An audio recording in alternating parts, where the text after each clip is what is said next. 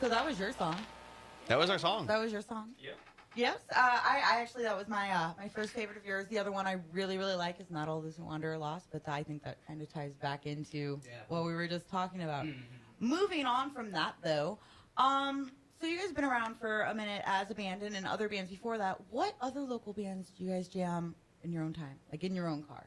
Oh, for the last like solid month, I've been rocking New Lingo. I've been on a serious New Lingo binge. What about you guys? Definitely City of Parks for me. I can really get down to some City of Parks. Love some City Parks. Yeah, that's true. Well, both of the bands previously mentioned, then Monster Eats Manhattan's another really big one. Absolutely love their Legacy of EVP. And I'm also going to branch out a little bit and plug another different local band. There's some other good friends of ours, and they haven't really been doing much recently, but they're called You're Not Kablamo. They're really awesome. See, I've never even heard of them. Yeah, they're from Belleville, and Okay. they didn't branch out much from Belleville, but they were one of the bands that made me want to start playing music, and I love that band. Yeah, they were big in the local scene, like right in our town, but I mean, they got huge within our local area. Yeah. They just never tried to branch out far. Yeah, than that. they were always more of like a house party band. Like Oh, you would they were- go to a house party band and 200 people would show up to some kid's house party to watch them play. But they never Well, really played not too that many. but It's happened before. yeah. I only knew one Belleville band, and it was a while back. I wasn't even involved in the local scene at all, but I don't even know if they're Belleville. I think they were the Sonic Candy. Do you guys remember Sonic Candy at all? I think they played with Kablamo a few times. I don't know Maybe. that I ever actually saw I them don't though. They had a female. They were female fronted. She had a really powerful voice. I just always pull random stuff out of my butt, but like that. Yeah, that was one that I did know from that side. As I've been going to more shows, I've noticed there are a lot of bands from the Illinois side. So more than you would think. And there's bands that travel from really far, like Ashland. Oh, yeah. Like they live forever away. And Forgetting January and Lucid are both bands that are way up north by then, like Effingham area. Yeah, They're aren't from they? Effingham. Oh, wow. really? I thought they were like Springfield. Effingham's like Yeah. twice the Well, distance. Springfield's not. Oh, no. not any closer. Joe, the bassist, goes to college at SIUE, so he's in Edwardsville. Oh, And really? Trevor was, but he graduated now and went Oh. back home. And then Andrew, their singer's still in Effingham. And then two of those members are in Inner Outlines, and they're all in like Jacksonville and Litchfield Oh, wow. and Highland. Wow, Did I did not not know know that. that. Yeah, so every time they play, and they do play, they come out here to play a lot. Yeah, they do. They drive far, and they usually bring a lot of people. Yeah, So that's pretty impressive. I There's- did not know they were that far out. Wow. yeah, they're pretty far, but you know, that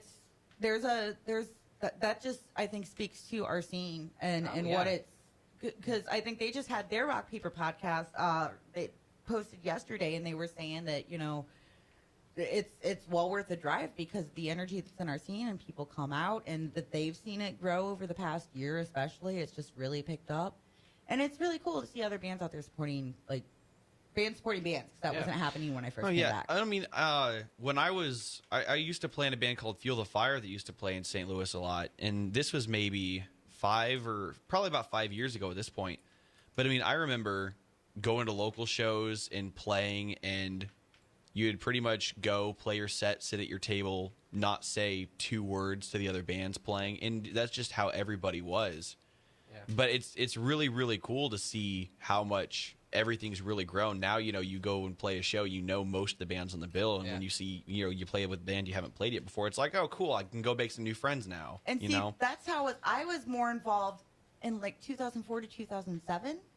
That's how it was then, and that's like when I decided not to be involved anymore. The reason was because that was what was happening. That it was stopped. The community was going away, and it was becoming so competitive, and it was just cutthroat. I didn't want to be involved in that. No. So it's really cool that that's back because you would always know if you were going to see this band. Then if these other two bands weren't playing with them, they were going to be there. You knew who you were going to see at what shows. And you always met new people too, but it was a family, and I'm stoked about that. So it's going to be exciting. I'm excited for April 2nd. What is whether it's My Legacy, My Ghost, or other bands that you've been involved in before? What is the most hilarious moment you've had? Okay, I just mentioned that band called You're Not Kablamo. Mm-hmm. Fox can vouch because he was also at this show. Most punk show I have ever been to. This show was crazy. It was so crazy. Like, it was in your ex-singer's old house, right? It was in his basement. Yeah, it was in his basement, and they were like, the band was Look playing. at your button on your mic. See what color it is, John. That was green. But anyway, we were Say something. I'm sorry. I think it's not actually. Check. One more time. Check. Yeah, it's on now. Anyway, go ahead. Cool. all right. Anyway, so we were playing in. Well, we weren't playing. There's a band was playing in the basement. And we went down and saw them. It was like 50 people packed into a basement that was not much bigger than this room, and it was really hot. I mean, had there been like a fire, had there been a fire, we'd have all died. It was really crowded. It got really hot, like I said, and people started taking off their shirts. There was condensation on the air vents. It was insane. They were like shorting cables, so people were getting shocked. People were throwing up. It was absolutely crazy, but it was just so punk and so fun to watch. The most punk rock. That was so much punk, and that was, it was kind of funny, but it was fun. I think one of the funniest show memories that I have is back in the day when I was first playing in A Life of Desperation.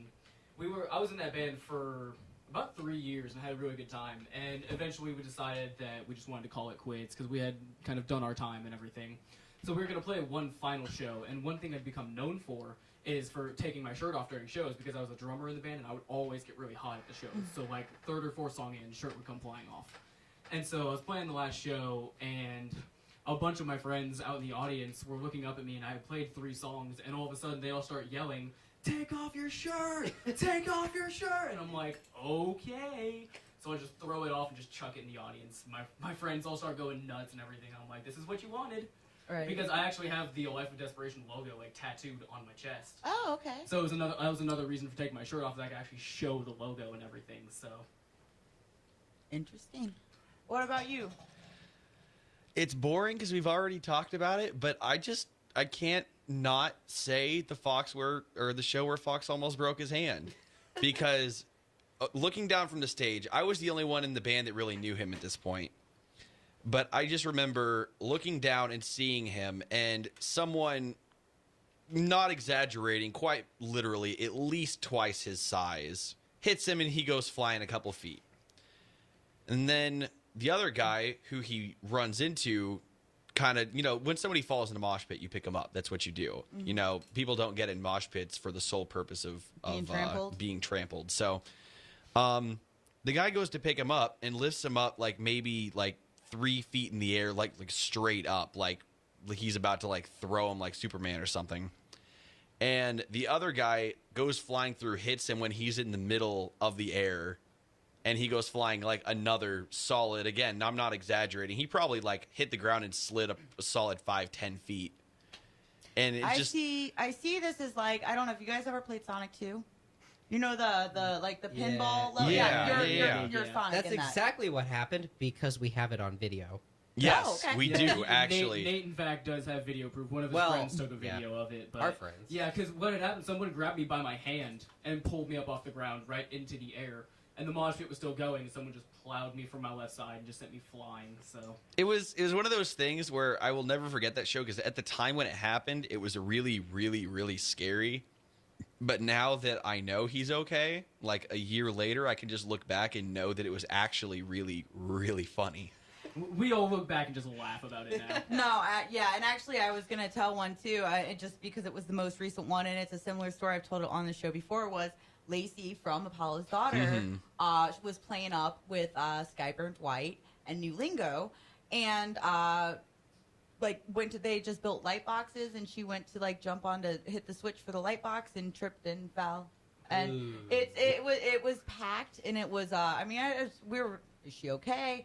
But it's hilarious now, and it's a good story to tell. So, but that was a really cool show, and I drove 40 minutes to get there out into St. Clair and the Boonies. Oh, that was the Skyburnt White release, yeah, right? the CD Okay. release. Yeah, so and that it was really cool. Skyburnt White, played, and Apollo's Daughter played, and New Lingo played. So while we're talking about New Lingo, they're also going to be playing on the show on the 2nd, and then I know they're going to be in here for my show. This show. The beginning of May 13th, maybe, I think Friday the 13th is the day they're coming in. Oh, that'll be cool. That's yeah, pretty perfect. I yeah, feel like so that'll come up quite a bit. they're going to be in. I'm not entirely sure what to expect because I've not really spent time with any of them at all. But Joe, and he seems like a very nice, quiet guy. I can't imagine the rest of them are, but we'll see what happens. But yeah, New Lingo, I love these guys, and I talked to Joe when I was talking to you about the format of the show. I was like, I don't I love Violent Shakes, but I do not want to play that again because I play it so much. And I asked Joe if there was another track he would prefer because they have several, and he said Dark Enough was the one that he wanted me to play for the instead of Violent Shakes. So yeah, this is Dark Enough by New Lingo. Their stuff's available on iTunes. I'm not sure if it's on Bandcamp, but I know you can find their stuff on iTunes. And we'll be back right after this.